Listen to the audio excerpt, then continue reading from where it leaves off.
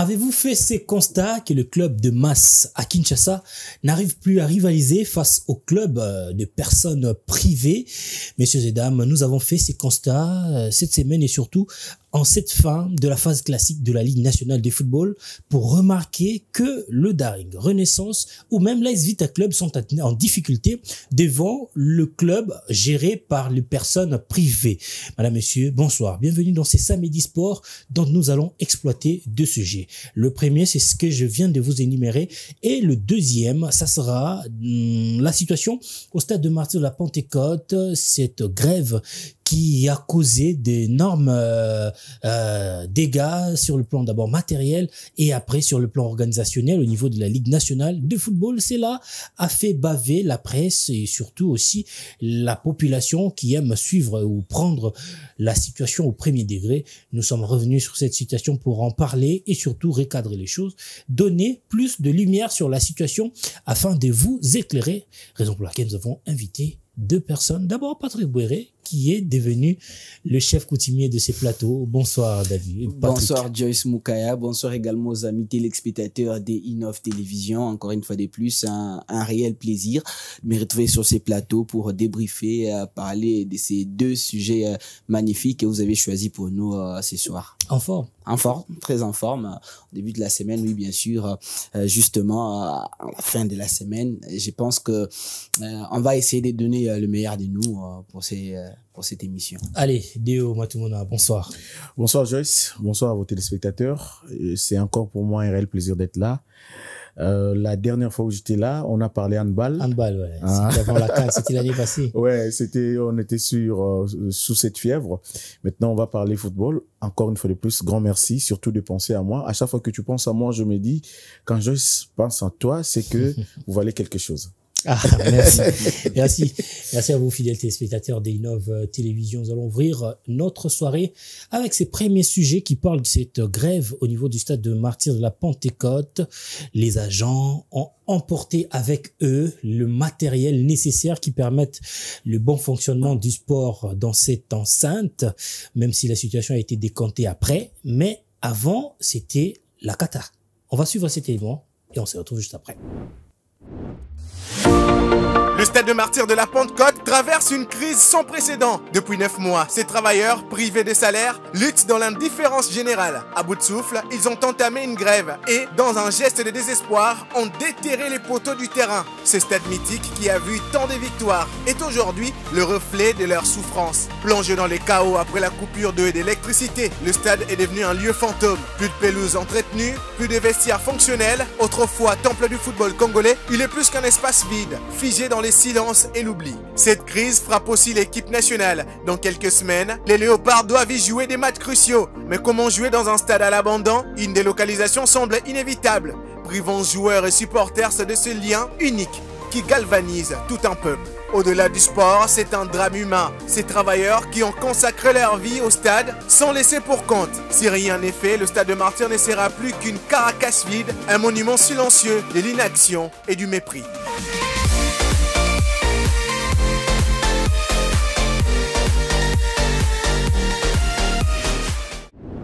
Nous sommes de retour sur ces plateaux et nous allons débuter notre émission de la soirée. C'était dur, hein, c'est dur, cher ami. Ces images qui ont circulé sur la toile, voir les matériaux du stade de Martyrs de la Pentecôte. D'abord la grande marmite et puis les terrains annexes. Être privé de ces poteaux, être privé de la luminosité, les clubs qui s'entraînent le soir pour préparer le match était en difficulté. Ces agents réclament 9 mois d'arriérés. Selon leurs revendications, ils disent même qu'il y a des entrées puisqu'il y a des manifestations qui se font dans le stade, notamment la Liprobakine qui organise son championnat de basketball. Ça veut dire qu'il y a l'argent qui entre. Il y a également la Linafoot qui organise son championnat de... La Liprobakine, c'est le championnat de basketball. La Linafoot, le championnat de football. Il y a la CPFF Kin qui organise le championnat de football féminin au terrain annexe du stade de Martyrs. Il y a encore quoi? Il y a le pasteur Moïse Mbié qui a organisé son concert, Mike Alambay, Fali Poupa, tout le monde organise au stade de Martyrs, mais il n'y a pas l'argent. On ne voit pas cet argent. les agents se sont décidés de gréver, mais pas seulement gréver, mais ils ont emporté avec eux le matériau du stade de Martyrs à Pentecôte, ce qui a occasionné la délocalisation de la rencontre entre les Aigles du Congo Vita Club et New Jack face à Renaissance du Congo. Il faut d'abord, justement, avant de commencer à analyser cette situation et savoir établir les responsabilités quant à cette situation. Vous savez, on est en face de l'enceinte du Stade des Martyrs qui est présenté comme l'établissement public. Et en termes de gestion d'un établissement public, il faut le savoir que l'État, quand je parle de l'établissement public en termes des références, on peut parler de l'hôpital général, des références, l'établissement public est géré par l'État. Et moi, je pense que le format de gestion du Stade des Martyrs est très complexe, contrairement à ce qui se passe à l'hôpital général. Puisque là, en termes de subventions, il y a une grande partie de ceux qui travaillent à l'hôpital général qui sont pris en charge directement par l'État, avec l'État, l'argent mensuellement pris par l'État, alors que du côté du Stade des Martyrs de la Pentecôte, les agents dépendent généralement des revenus des revenus du stade. Donc, lorsqu'il n'y a pas assez de revenus, lorsqu'il n'y a pas d'argent, il n'y a pas moyen non plus de payer les agents. Ce qui est le cas contraire avec l'hôpital général où, qui est revenu ou pas, c'est l'État qui prend en charge ceux qui travaillent là. Là, c'est déjà les constats malheureux de ces stades des martyrs. En plus, on est en face comme d'une gestion publique-privée, si on doit les dire comme ça, en quelque sorte. On laisse les champs libres aux gestionnaires de percevoir les revenus et de dispatcher auprès des agents sans savoir contrôler comment les responsables perçoivent l'argent et comment ils distribuent, puisqu'il n'y a pas assez de contrôle. Et je me rappelle récemment, lorsqu'on a suspendu un gestionnaire par les ministres sortants, Claude Kaboulou, Moana Kaboulou, les ministres est rentré et il y a eu des révélations, puisque vous le savez, lorsqu'il y a il y a une contradiction entre deux personnes, il y a même des secrets qui n'allaient pas être dévoilés, mais qui arrivent à être dévoilés après. Les gestionnaires a dévoilé qu'il y avait une grande partie de l'argent qui partait au cabinet du ministre du ministère des Sports et justement ils étaient en incapacité de pouvoir satisfaire aux besoins des agents. Et c'est là que je me dis, il n'y a pas un bon contrôle pour savoir contrôler comment on perçoit l'argent et comment on doit dispatcher. Et je pense que ce qu'a fait, parce que le Stade des Martyrs est devenu aujourd'hui comme un instrument des ministres des Sports pour satisfaire les petits. C'est pas seulement le Stade de Martyrs.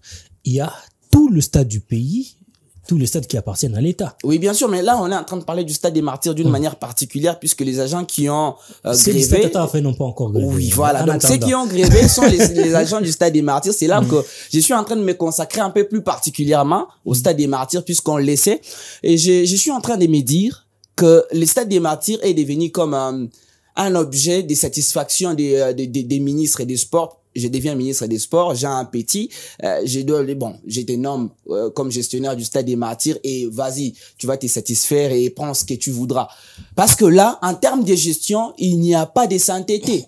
Il n'y a pas de sainteté en termes de gestion. Il y a l'argent. On arrive à emmagasiner de l'argent, mais on ne paye pas. Et je prends toujours les gestionnaires, les noms qui m'échappent, les gestionnaires qui a été suspendu par les ministres Claude Kaboulou, qui a dit qu'ils ont payé 2 mois, si je ne me trompe pas, derrière des agents et quelques entretiens du Stade des Martyrs, rien qu'avec l'argent de la Ligue nationale de football. Non. Donc, permettez-moi de vous interrompre.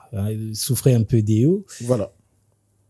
Lorsque vous parlez de l'entretien, est-ce que vous êtes journaliste? Peut-être la dernière fois où vous êtes allé au stade pour un reportage, c'était pour les handball. Vous avez trouvé cet endroit-là à un état capable d'accueillir la compétition internationale. Mais peut-être en tant que journaliste, où vous n'avez pas les accréditations qui vous donnent accès à certaines zones de la grande marmite, ce stade-là n'est pas entretenu. C'est ça les grands problèmes. En tout cas, je ne suis pas en train même pas à l'intérieur, regardez à l'extérieur. Je ne suis pas en train de confirmer ces dires. Mais moi, je prends juste ce qu'il a dit. Il dit qu'ils ont organisé, ce n'est pas aujourd'hui, à l'époque, ils ont essayé d'entretenir les stades des martyrs avec l'argent perçu pour la Ligue nationale de football. Exactement. Si on doit s'en tenir qu'avec l'argent perçu pour la Ligue nationale de football, arriver à entretenir les stades et à payer les agents, c'est que, avec ce qui entre au stade des martyrs, on peut mieux faire. Mais pourquoi est-ce qu'on n'arrive pas à les faire? C'est que, il n'y a pas de sainteté en termes de gestion et lorsque l'État n'arrive pas à contrôler les établissements en sa possession, ça laisse entrevoir une gestion catastrophique et c'est ce qu'on est en train de voir. Donc je me dis que la grande responsabilité revient à l'État puisqu'il n'y a pas un contrôle. Et pour moi, je pense que la manière dont on a confié la gestion du stade des Martyrs, qui est un établissement public, n'est pas une très très bonne gestion. Et je vais chuter pour dire que également, je sais pas si on aura encore une fois de plus la parole pour en parler. Vous en aurez. La manière dont les agents du stade ont grévé non plus, c'est illégal. Là, on doit aussi dire. Allez, en tant qu'homme de droit, vous allez revenir là-dessus.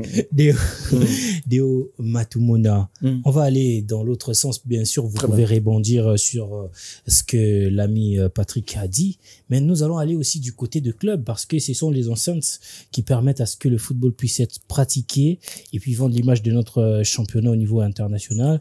Et lorsque ça se pratique dans de mauvaises conditions, parce que c'était les cas, le match Vita Aigle du Congo n'a pas eu une issue normale le premier jour. Il fallait attendre le lendemain pour connaître une fin.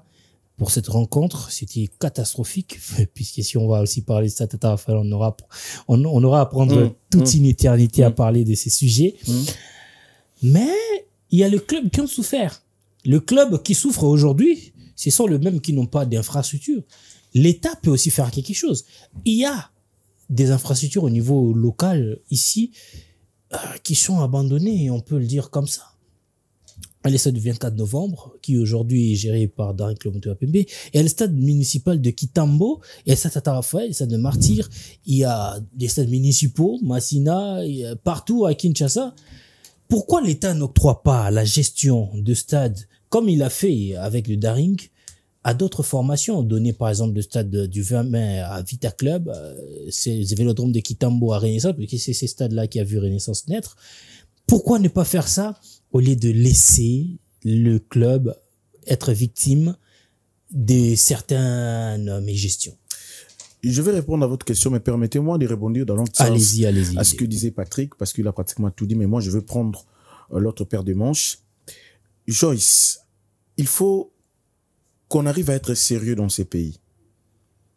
Parce que c'est une situation qui ne date pas d'aujourd'hui. La situation qui est advenue au stade des Martyrs. C'est une situation qui date de longtemps. Si on remonte, je prends l'époque où Sama Lukonde était ministre des Sports, 2015. Quand Kamba est venu, il vous dira, j'ai trouvé cette situation où il y avait des impayements. Après lui, je crois c'est Papi Nyango. Papi Nyango, Willy Bakonga, et tous. Même si tu remontes du temps où Banza Mukala était ministre des Sports, ils vous diront la même chose. C'est qu'en quelque sorte, l'État congolais est faible face à cette situation parce qu'il n'arrive pas à la régulariser. Autre chose, ce qui est advenu, Joyce, peut-être que ça vous étonne ou ça étonne ceux qui nous suivent, mais moi personnellement ça ne m'étonne pas parce que moi j'ai vu l'état dans lequel on a trouvé les gymnases avant la CAN de handball. Alors qu'on revenait quelques mois avant d'une forte organisation du championnat des boxe. Partant de ces championnats à la CAN, ces fossés-là a créé des histoires compliquées au sein de ces infrastructures sportives. On a trouvé tout sauf la propreté. Parce que ces gymnases-là étaient dans un état d'impraticabilité. Pourquoi? Parce que il y avait plus de services d'assainissement, il y avait plus de services de nettoyage, et chacun pouvait faire ce qu'il voulait. Et plus vous ne prenez pas très bien soin de ces gymnases, les tartas commençaient déjà à prendre une autre forme, et puis ça devenait compliqué. Et avant d'accueillir cette CAN, on a dit refaire par un coup de balai, voir un peu comment réfectionner, repeindre, soigner. Même si on a soigné, ce n'était que ça, parce que dans différentes installations de ces gymnases, on a trouvé toujours que l'état était déjà complètement délabré. Alors que on parlait pas plus tard que moi, je crois, des joueurs ougiers, des acquis de la francophonie, du jeu de la francophonie. Parce que à une certaine mesure, on n'arrive pas, nous, Congolais, à assurer, après une compétition, à assurer l'entretien de ces infrastructures. Qui doivent assurer l'entretien? L'État. Mais là, maintenant, intervient. Attendez, c'est pas l'État, ce sont les agents attendez, à la gestion de... Attendez. Ce sont les établissements qui appartiennent d'abord à l'État. On comprend. Les Mais propriétaires l'État a principaux. placé de gestionnaires Mais c'est et ces justement ça, la gestionnaires a faiblesse de placé l'État, Joyce. des agents qui doivent Justement. prendre C'est là où soin on de dit ça. qu'il n'y a pas un Ça dit contrôle. quoi? Ils n'ont pas le droit Joyce, alors Joyce, de ce que vous êtes en train de réclamer. dire, c'est comme si vous demandez à l'État de s'auto-saisir, de je veux dire, juger quand... Ces agents, est-ce qu'ils ont le droit lorsque vous, en vous entendant parler, est-ce que ces agents ont le droit de réclamer? S'ils ont travaillé... Non, mais ils n'ont pas travaillé. Vous venez de le dire. Ces stades, Mais vous l'avez trouvé dans un justement, état mais ils sont là pourquoi? Je vous rappelle ici que l'effectif du stade des Martyrs, c'est autour de 200, on parle d'ailleurs de 250, plus de 200 personnes. Agents du stade des Martyrs, plus de 200 personnes. qui perçoivent frauduleusement de l'argent lorsqu'il y a spectacle au stade, qui louent les locaux dans le stade, qui perçoivent de l'argent. Pardon, je me laisse continuer. Vous venez citer... Pardon, je me laisse. Vous avez, pendant la Coupe d'Afrique de handball, nous avons notre accréditation, on avait accès. J'arrive au niveau de la grande barrière, un agent du stade qui intercepte un paisible citoyen. Ok, ouais. Non, on a que un match handball. C'est 5 000. En venant, je lui ai dit non, c'est gratuit. J'ai pris le mec et je suis entré avec lui. En sortant, parce que je devais aller faire un course pour... C'était un reportage de la boîte et puis revenir aussi. Je vois des athlètes qui venaient s'entraîner. Les athlètes qui viennent s'entraîner sur le tarmac du stade, du terrain annexe. On leur exige 5 000 francs avant de s'entraîner. Ils gagnent de l'argent. Mais justement, de manière frauduleuse, parce que on n'a pas une traçabilité de ce qu'ils gagnent là. C'est pourquoi j'ai dit, l'État est faible face à cette situation. Pourquoi? L'État lui-même n'est pas à mesure de venir auditer ses propres agents. L'État a encore sa force lorsqu'il faut auditer, par exemple, un privé à qui l'État a confié ses responsabilités. L'État aura cette force de dire, je laissais une chaise ici, je n'ai pas trouvé la chaise. L'assainissement du stade des Martyrs, vous savez comme moi que ça pose énormément de problèmes. Je vis un match, je crois, entre V-Club Kouya ou V-Club Magnon, où un gars dans les gradés s'est fait filmer avec des cotons dans ses narines. C'était Ange Vert V-Club. Ange Vert V-Club. On a tenté de dire, voilà, il est venu avec ses cotons dans ses narines. C'est parce qu'il sentait pas bon. Il y avait de l'odeur. C'est pourquoi il a décidé de boucher. C'est parce que ces agents-là n'ont pas pris soin du stade et ils réclament l'argent de ces mois-là, alors qu'ils n'ont pas pris soin du stade. Est-ce qu'ils ont raison de revendiquer? Je suis pas contre eux. Oui. Je prends pas, je suis parti du gestionnaire, mais je m'aimerais simplement savoir, lorsque nous fréquentons ces stades, toi et moi nous fréquentons ces stades chaque semaine pour le match de la Ligue Foot, et nous voyons l'état auquel se trouve cette enceinte. Maintenant, est-ce que ces agents, tout en laissant ces stades dans cet état-là, ont droit de réclamer 9 mois de salaire, alors que pendant ces 9 mois, ces stades n'a pas été entretenu? C'est vrai, ici, c'est vous qui posez des questions, mais j'ai encore une carte à te révéler. Merci. Mais ma question, c'est une réponse. Comment voulez-vous un stade qui est toujours dans un état très délabré, dans un état sale, mais ces stades rêvaient de sa plus belle robe lorsqu'il y a match de Léopard et surtout lorsqu'ils savent que le chef de l'État va prendre part. Comment est-ce qu'ils arrivent à entretenir le stade une semaine avant le match de Léopard, tout en sachant que le chef de l'État pourra venir? Lui, il n'a pas le droit à la réponse. Est-ce que moi, je vais vous répondre? Parce que lui, non, justement, justement, Patrick, c'est pour dire, justement, c'est pour dire que quelque part, il y a anguille sous roche. Ce que on est capable d'assainir les stades, mais on les fait volontairement, soit parce que un effectif de plus de 200 personnes, ils font quoi exactement? Vous avez cité les activités dont nous avons tous les projecteurs. Mais il y a aussi des activités qui s'organisent. Il y a des mariages qui s'organisent au stade des Martyrs. Il y a des conférences que tout le monde ne savons pas qui s'organisent. Il y a des chaînes de télévision qui payent leur loyer là-bas. Oui, il y a des contrats publicitaires. Exactement. Sans oublier les contrats publicitaires. Les contrats publicitaires. Voilà. C'est pourquoi j'ai dit, d'une part, il y a anguille sous roche en termes même de traçabilité des fonds que génèrent ces stades. D'où ce qui est advenu aujourd'hui, c'est une honte. Et pour la République, de voir que le championnat ne pouvait pas se tenir ces jours-là parce que un groupe d'individus, je crois que Patrick est mieux placé pour nous le dire, parce que lui, c'est un homme de droit, ils ont décidé de pénaliser les activités du stade, entre autres le championnat, pour s'en aller avec les outils. c'est vraiment inadmissible. Ça m'a fait penser à une année où je vis Frances Kazadi relever les drapelets, les matchs ne s'est pas joué parce que vous voyez des choses pareilles, c'est sûr peut-être des insolites, mais qui ne vont pas très bien l'image. Je reviens sur vous. Dites-nous un peu pourquoi vous dites que ces agents ont réclamé de manière illégale. Oui, bien sûr, puisque pour gréver, il y a des conditions à respecter sur le plan juridique. On va pas gréver pour gréver. Tout simplement, premièrement, pour gréver, la grève se passe au niveau de là où on travaille. Par exemple, vous êtes agent ici à Innov Télévision. Lorsque vous décidez de gréver, je ne dis pas que c'est le cas. Ah non, mais il faut déjà enlever cette. Ouais, j'enlève l'hypothèse de Innov Télévision, mais je prends un autre exemple. Okay. Lorsqu'on décide de gréver, on grève là où on travaille. Donc, on vient là où on travaille, mais on ne fait rien. On ne fait rien. On manifeste sans pouvoir casser. Et gréver, justement, il faut une information préalable à l'endroit de l'employeur. Donc, notamment, les gestionnaires du stade des Martyrs devaient être signifiés avant que la grève ne s'effectue. Et il est strictement interdit aux grévistes de pouvoir emporter les histoires de l'entreprise ou alors on tombe ou de la société, ou encore on trouve dans l'illégalité de la grève qui pourrait causer plusieurs histoires, notamment retenue des salaires. Donc, parce que vous avez grévé, vous avez emporté les histoires de l'entreprise, on peut vous priver de votre salaire. Et il y a même des poursuites judiciaires qui peuvent être intentées à l'encontre. Pour quelle infraction? Non, mais puisque il y a destruction méchante.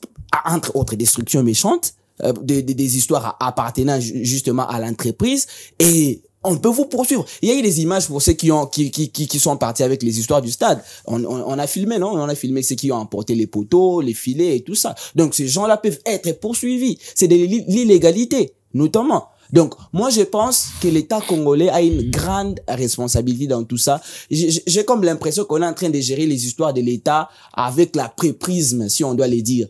Puisque il y a beaucoup de choses qui doivent être faites, mais on a rien. Je disais, l'État est faible. Ah non, arrêtez de faire tout le temps mention à l'État. On veut pas. Ça, c'est une thérapie qu'on apporte. Si, certes, je comprends. Vous avez raison de le dire, mais faites un effort de ne pas insister là-dessus parce que vous savez, nous ne faisons pas la politique. Non, je n'ai nullement dit que c'était la politique. Je suis en train d'interpeller l'État parce que ce que nous sommes en train de dire, c'est une thérapie. Si on ne touche pas au vrai problème, on touche ailleurs, le problème ne sera pas résolu. Souffrez qu'on touche à la plaie, que ça puisse faire mal, mais pourvu que cette plaie guérisse au moins. Parce qu'on ne peut pas revenir chaque année. Cette situation perdurera jusqu'à quand? Il faut que l'État, à un certain moment, se réveille. Dites-nous un peu, qu'est-ce que l'État doit faire concrètement? L'État, à mon avis, doit confier ses infrastructures soit à des clubs, soit à des entreprises privées. Parce que eux, au moins, seront redevables à l'État. Eux, au moins, sauront nous dire, au bout de 3 mois, nous avons très bien entretenu les stades. Ce qui est entré, c'est cela. Nous, l'entreprise, on prend tel pourcentage. L'État, tel pourcentage. La répartition sera au moins équitable et la traçabilité sera effective. En lieu et place voilà, chaque ministre qui va arriver, parce que Deo, c'est mon petit, il me plaît beaucoup, je vais lui placer là. Lorsque l'autre ministre arrivera, Joyce, c'est mon petit, il me plaît beaucoup. Vous êtes sûr que si on donnait ces stades-là à des privés, ça va pas créer de scandale parce que déjà lorsqu'on construit l'Arena et on dit que ça sera géré par Milvest pendant 20 ans, c'est un scandale. Ça ne sera pas un scandale. Ah non, mais c'est déjà un scandale. En termes de contrats, en termes de contrats, d'objectifs, l'État, je réponds juste en 1 minute. Vous savez, on prend même l'exemple d'autres trucs de l'État, gérés par l'État, même la fonction publique. Il y a des agents qui partent juste signer la présence. Ils arrivent les matins, ils signent la présence sans travailler. Mais maintenant, dans le sport, c'est la même chose. Vous pensez que même parce qu'ils sont des 150, que c'est la part de travailler? Non, il n'y a pas de contrat d'objectif. Laissons Déo évoluer. Voilà. Non, ça ne posera pas problème. Joyce, mais c'est vrai. Déjà, là, c'est un problème. Je vous donne un cas. Le dimanche dernier, il s'est joué un match, le 3e match, avec club Aigle du Congo. J'ai vu les gens écrire ce qu'ils voulaient sur les réseaux sociaux. Oui, la Lina Foot, c'est lui, c'est elle l'organisateur. Voilà, c'est la Lina Foot. Je veux bien. Mais il faut qu'on arrive, étant une élite, à établir les responsabilités à chaque niveau. Je peux citer des noms. Je vis le jeune Kabongo aller voir le président Chimanga pour s'excuser. Je cite ces 2 personnages. Il se dit, nous nous en excusons pour ces désagréments. Regardez comment se présente la situation. Donc, c'est pourquoi j'ai dit, il faut oublier cette histoire de donner encore la gestion du stade à des particuliers. Comment, qu'est-ce que je dis? La gestion du stade rester entre les mains de l'État, parce que l'État, à mon humble avis, a déjà prouvé ses limites, ses insuffisances. Il faudra maintenant penser à autre chose. Cette manière de faire les choses est archaïque. Regardez même dans d'autres... Mais ce sont les infrastructures de l'État. Mais justement... Même si on peut tout dire, ça appartient à l'État. Justement, parce que ça appartient à l'État. Qu'il les gère bien ou mal, mais non, Joyce, je ne peux pas dire beaucoup. Ça. Si l'État gère mal, ça aura une conséquence directe sur le sport. Regardez, on a aujourd'hui des boxeurs qui arrivent au stade des Martyrs, qui s'entraînent à même les bétons. Les judokas, ils s'entraînent à même les bétons. Maintenant, toutes les disciplines peuvent venir au stade des Martyrs, s'entraîner comme ça, à la belle étoile, faute d'infrastructure. C'est pourquoi l'État a cette mission. C'est pas seulement l'État. Il y a aussi, c'est ça ce qui va créer la transition pour nous permettre d'entrer à notre deuxième sujet de la soirée. Il y a aussi les gestionnaires des disciplines. Vous avez vu sur la toile la photo de notre, bon, je vais pas citer le nom du confrère, qui a pris la photo de la Fédération congolaise de basketball. Ça ressemblait à la maison des féticheurs. Excusez-moi le terme. J'ai lu vos commentaires. Mais bon, ça, c'est pas l'État. Ça, c'est pas l'État. C'est pourquoi j'ai dit, ça, c'est pas l'État. Attendez, s'il vous plaît. Allez-y. Il y a la FECOFA, je ne tire sur personne, où la FIFA a remis des millions pour mettre en place un centre au niveau de Kinko, les Kourarampova. Est-ce que vous avez fait un tour là-bas? Est-ce que vous avez vu l'état à laquelle se trouve cette infrastructure? Mais ça, c'est pas encore l'État. Si je peux vous donner plusieurs exemples comme ça, même parler de la boxe. Mais c'est parce que Joyce ne se pose pas la question, c'est déjà là. Le président des différentes fédérations, les gestionnaires de discipline, ils sont redevables à qui? Non, pas à l'État. Non, mais voilà, justement, aux instances fêtières. Ça veut dire que c'est généralement pas l'État. On va pas s'éterniser sur ce débat. On va évoluer. 30 secondes, vous allez assurer votre transition. 30 secondes. Je voulais faire comprendre à ceux qui nous suivent que lorsqu'on est redevable à quelqu'un qui a un contrôle, je ne vais pas parler ici du DGF qui fait a posteriori, a priori, mais lorsque vous avez en face de vous quelqu'un qui vous fait des contrôles chaque 3 mois après, chaque 6 mois, il est très difficile que l'on commette de tels actes. C'est parce qu'on sait que c'est l'État. Tout à l'heure, Patrick l'a rappelé. L'IGF est toujours là. Quelqu'un qui ne vient pas au service, mais c'est dit quoi? Et ça là l'État. Vous voyez cette légèreté-là? Ça entache même les infrastructures sportives. Parmi les dessins, il y a même ceux-là où la dernière fois il s'est rendu en soleil de service date de 4-3 mois, mais ils se disent quand même que moi aussi je suis en train de gréver parce que je ne suis pas payé. C'est pourquoi ça demande maintenant qu'on remette la gestion aux établissements privés pour nous aider à la bonne gestion. Merci beaucoup. On remettre au privé, ça a été les cas en 2010. C'est des privés. Ouais. En 2010, ça a été le cas en Afrique du Sud après la Coupe du Monde. L'État n'avait pas vu son intérêt sur les infrastructures. Il a confié le stade au club. Cela a permis à ce que certains stades puissent être entretenus jusque maintenant. Et le football, depuis 2010 en Afrique du Sud, est devenu quelque chose de mieux, d'appréciable. Aujourd'hui, nous avons des formations comme Mamelodi Sundowns, qui représentent valablement cette nation au niveau continental. Il y a plusieurs, il y a plusieurs clubs au sein de cette nation sud-africaine qui jouent le football de la meilleure des façons. Et pourquoi pas remettre la gestion de stade aux clubs ambitieux, comme V-Club. Moi, je soutiens. V-Club a un projet ambitieux. Si on lui donnait même le stade Tata Raphaël, ça sera... Je crois bien, ça sera d'une bonne gestion. Il y a les Aigles du Congo qui a une partie du stade de Tata Raphaël. C'est déjà une preuve. C'est déjà une preuve que la partie qui était louée par les centres Oudjana, aujourd'hui louée par les Aigles du Congo. Tout le monde est d'accord avec la gestion des Aigles du Congo. Il y a des gens qui peuvent faire. Merci de comprendre, Joyce. Il y a des gens. Merci de comprendre ça. Merci de comprendre. Allez, on va passer à notre deuxième sujet de la soirée. L'Es Vita Club, dans le club Motema Pembe, Renaissance du Congo, le club populaire de Kinshasa, ils sont en difficulté. Seul Vita Club qui est sur une bonne position pour se qualifier à la phase de play-off, Daring et Renaissance en difficulté. On va d'abord suivre cet élément et après vous revenir sur le reste des calendriers de ces clubs pour vous dire réellement que ça ne va pas. On suit cet élément concocté par Claudia Mangoula et Samuel Anthony. On se retrouve juste après.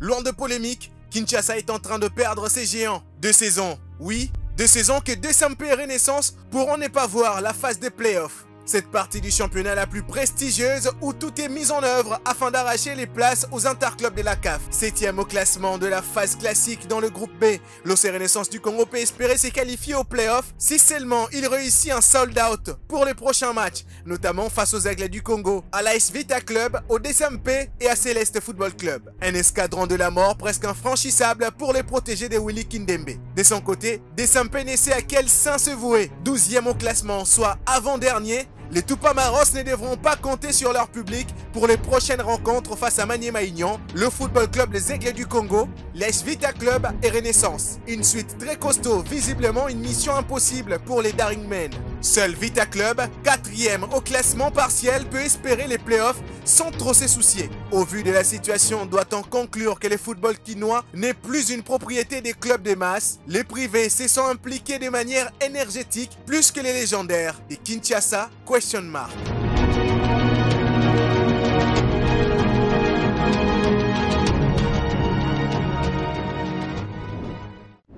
Et nous sommes de retour sur ces plateaux. Nous allons entrer à notre dernier virage de la soirée.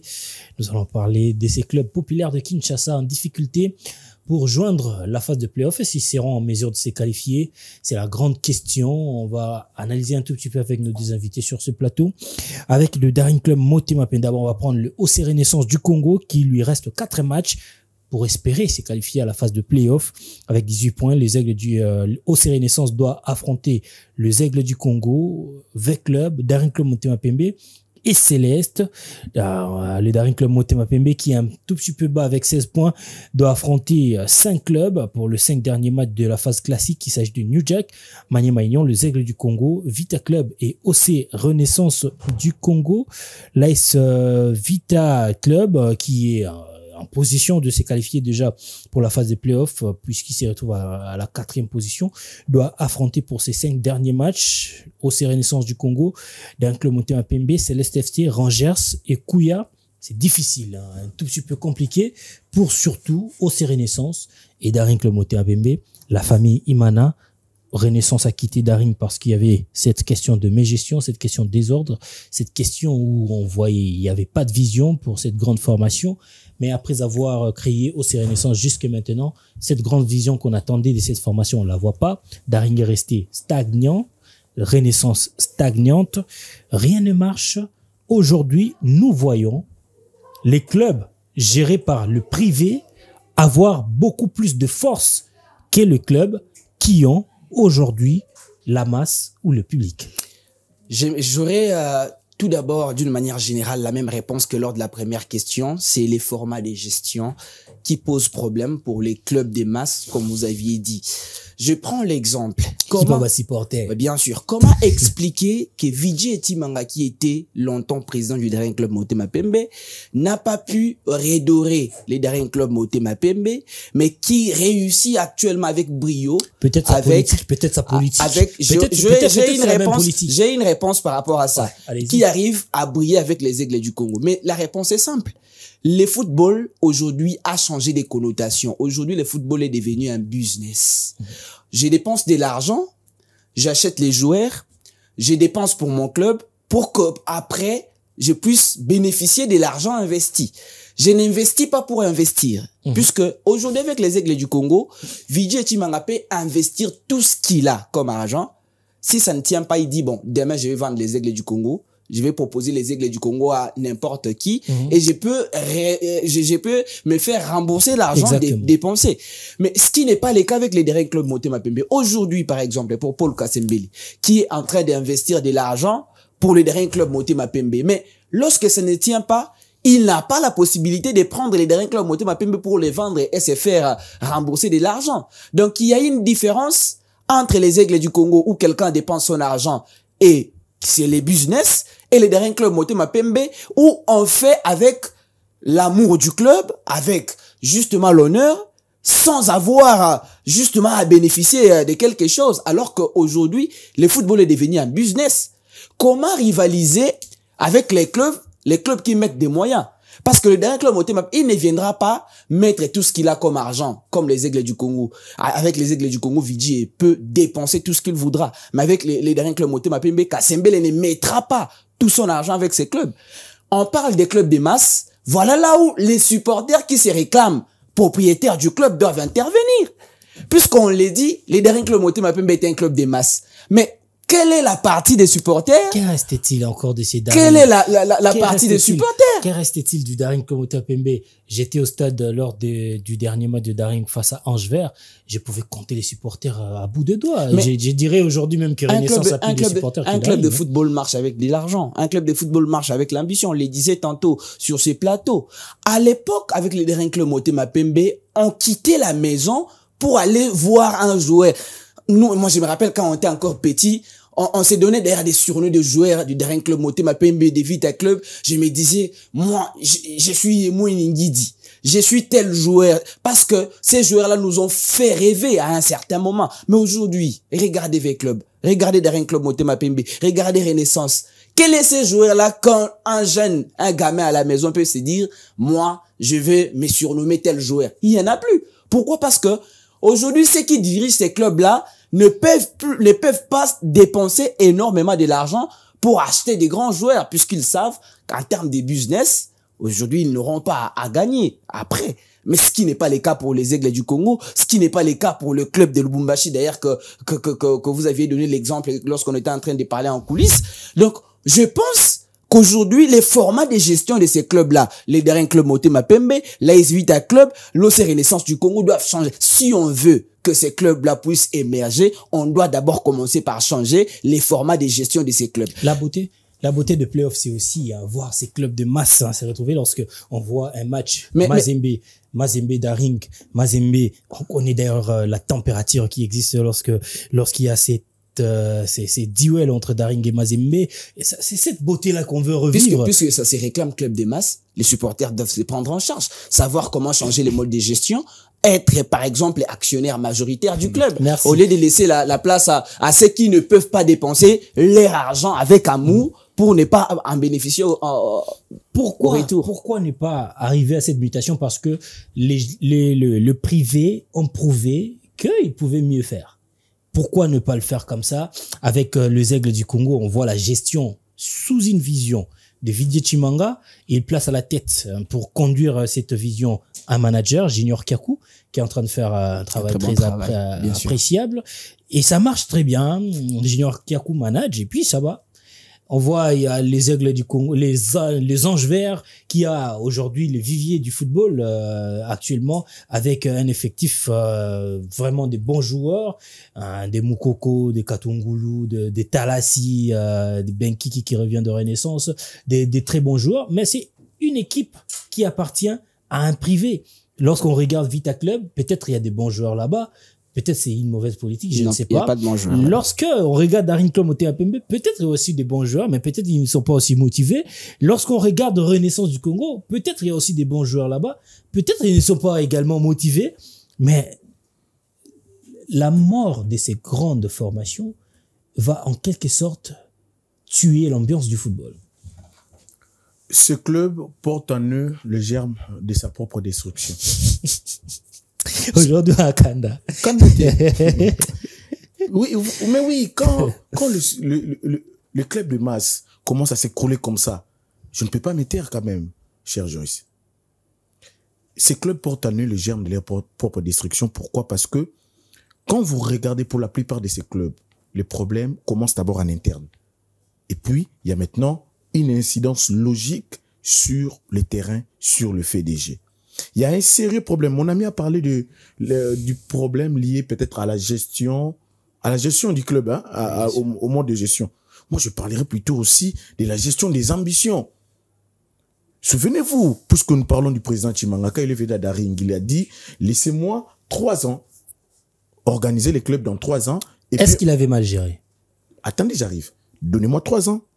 Je vais organiser les clubs et puis nous allons retrouver les interclubs de la CAF et puis le note d'un club Motema Pembe sera respecté. Mais qui a cru? 6 mois seulement après, les mêmes sorts qui a été réservé du temps passé par les mêmes sorts qu'on a réservé à Hassan Abdallah, Gentini Ngobila, et plus Harry Legarda, tous ces sorts-là a été encore Obem Minaku réservé aussi, les mêmes sorts a été réservé à Chimanga. Sans même que le président ne termine surtout pas les mandats. C'est ça les problèmes. Ou alors le Daring, si on peut remonter, il y a eu Gentini Ngobila, il y a eu Henri Legarda, bon, on va lever Henri Legarda, Gentini Ngobila, Obem Minaku, Chimanga. À l'époque, c'est des personnes qui étaient sous fonction de l'État. Alors le Daring, pourquoi il devait miser sur les politiques? Parce que c'est un club de masse, d'où la masse, les supporters ne devraient avoir le cœur battre que pour la couleur du club. Mais contrairement à Duncan Motema Pembe, où vous avez des supporters, leur cœur bat pas pour le club, mais pour les individus. Leur cœur bat pour Bati, pour Mbayo, leur cœur bat pour des dirigeants. Mais ça ne bat pas pour le club. C'est pourquoi raison pour laquelle, quand un président commence à diriger, une frange de supporters va pouvoir s'élever pour combattre. Et ça ne permet pas au club d'émerger, d'avancer. Voyez-vous les problèmes? Les mêmes problèmes, vous allez les trouver aussi dans vos clubs. Où un camp vous dit, voilà, on n'est pas d'accord. Avec Bessine Kazadi. Elle doit partir, on doit... Exactement. Amadou Diaby, sur base de son grand concert qu'il avait organisé, on le met là et puis il est aussi combattu. La forme actuelle du Duncan Motema Pembe, mon frère, dites-moi en face, même si Duncan Motema Pembe allait au play-off, pour faire quoi? Même s'il allait aux interclubs de la CAF. Est-ce qu'on arrive quand même à faire l'évaluation? On a été aux interclubs de la CAF. Quels ont été les résultats? Que devrons-nous faire en interne? Devrons-nous toujours chaque année jouer ito facto les interclubs, ou nous devons aussi nous remettre en question, nous organiser en interne avant de pouvoir se relancer dans 2-3 ans? C'est comme ça aussi qu'on réfléchit. Pour sauver l'image du club, pour se faire respecter en Afrique.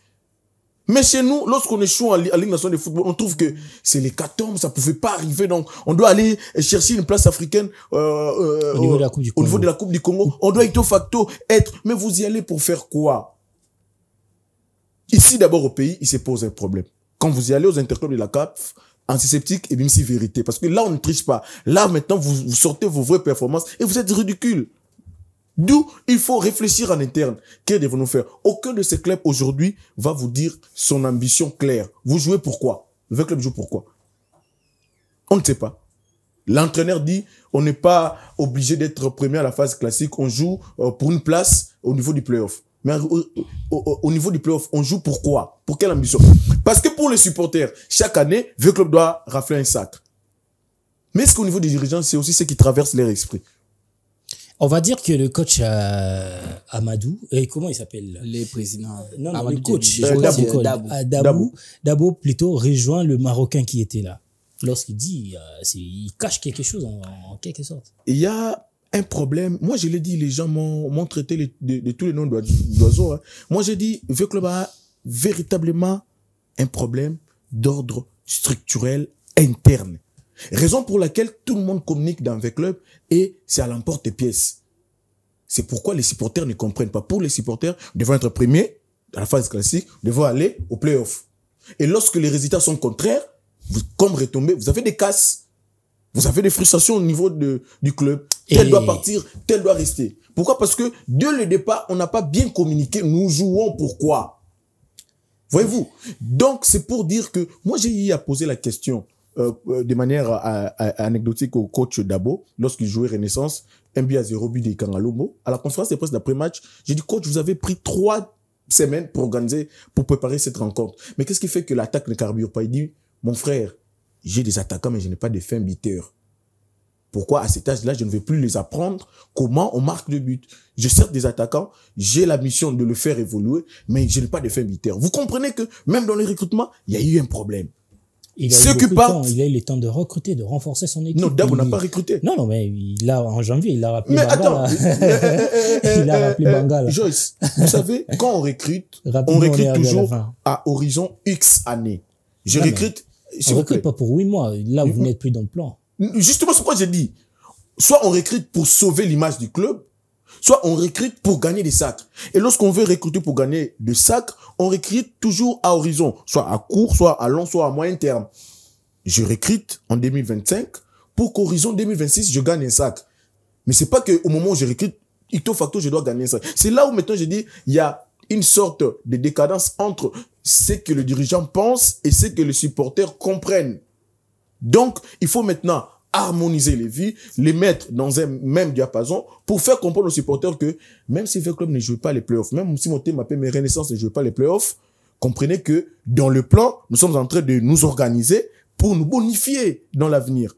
Voyez-vous? Mais puisque nous savons qu'ils avaient club, on trouve même que c'est là où j'ai dit on a très mal géré même certains dossiers au niveau de la Ligue nationale de football. Pourquoi? Parce que lorsque le club se fait battre par exemple par Céleste, on trouve que voilà, ça ne peut pas se faire. Le grand club va aller chercher le chemin du bureau.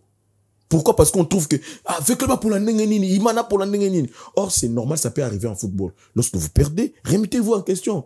Faites une bonne évaluation, organisez-vous pour rafler des sacres dans les années à venir. Mais ce qui arrive, c'est on veut être V-Club que de nom, parce qu'on est V-Club de nom, on doit absolument gagner les matchs. Ceux qui se préparent, vous allez toujours trouver des clubs comme les Aigles du Congo sur votre chemin, qui vous montreront, qui vous donneront les leçons de football. Comme Agné Maïno, qui vous montreront que il faut absolument rajeunir l'équipe, faire un bon recrutement, penser au sac. Donc, ce qui arrive aujourd'hui au club, au supposé grand club congolais, c'est vraiment dommage, parce que on aimerait bien voir, comme vous l'avez dit tout à l'heure, voir quand même avec le joueur Mazembe, le stade rempli et le stade est plein. Sur le terrain aussi, vous sentez qu'il y a une certaine confrontation. Ça fait quand même du bien. Mais là, on sera privé de voir quand même certains spectacles. Merci, souffrez un peu. Je souffre parce que j'avais un truc à dire 30 secondes. Allez, rapidement. Je pense que si on doit d'abord regarder comment avec club fonctionne, on comprend qu'il y a c'est vraiment non pas seulement avec club, mais c'est en réalité c'est un vrai problème. Il faut que les gens comprennent, la décision doit revenir à une personne. Donc si on fait confiance à quelqu'un, on lui laisse gérer. Comme vous ne voulez pas que je parle des V-Club, mais je prends le dernier club Motema Pembe. Il y a aussi Renaissance. Oui, Vijay Chimanga arrive et dit, je n'ai plus besoin de voir les histoires des charlatans dans le vestiaire. Il en a d'ailleurs parlé. Il y avait ras-le-bol. Et il y a des gens comme ça qui ne vivent que de ça au sein des V-Clubs, au sein de DSMP, au sein des Renaissances. Ces gens-là, lorsqu'il n'y a pas ces histoires, ils ne peuvent pas vivre. Vous êtes président, vous arrivez et vous dites, niet, je ne veux plus ces histoires. Ils vont vous combattre. Ils vont combattre l'équipe, leur propre équipe. Voilà, mais c'est ça le problème. C'est comme ça que le club ne va pas évoluer. Mais maintenant, au sein des Aigles du Congo, c'est lui qui a la parole. Il n'y a personne qui peut décider, c'est lui. Il a moins de pression, en fait, hein. Il a moins de pression. Il fait ce qu'il veut. Mais au sein de DSMP, il y a plusieurs modes de gestion, il y a plusieurs décisions, en fait, il y a beaucoup de gens qui ont la parole. Mais Patrick, je sais qu'il a fréquenté les grands clubs congolais. Il sait que il y a certains vautours autour de ces clubs qui ne foutent absolument rien, mais nuit et jour, ils sont là. Ils sont là pour ça, là, pour la vie à haut. Ils se présentent comme des charges. Voyez-vous, il y a des personnes comme ça. Et ces personnes-là, lorsque les intérêts sont menacés, ils nuisent gravement au club. Là, vous avez raison. Merci beaucoup. J'ai vécu ça. J'ai personnellement vécu ça. Oui. Bon, on va rester là.